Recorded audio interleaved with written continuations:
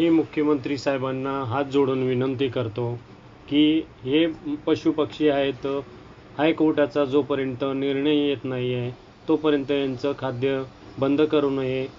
ज्याप्रमाणे दादरला पशुपक्षी ज्या ठिकाणी कबूतरखाना आणि इतर बरेच ठिकाणी आहेत की त्यांचे अन्नपदार्थ बंद केले गेलेले आहेत. माझी कळकळीची विनंती आहे मुख्यमंत्री यांना, जोपर्यंत कोर्टाचा आदेश येत नाही त्यांना खाद्य देणं बंद करू नका. आणि असे अबोल पशुपक्षी खाद्य नसल्यामुळे मरतात आहे, ही अवस्था होत चाललेली आहे.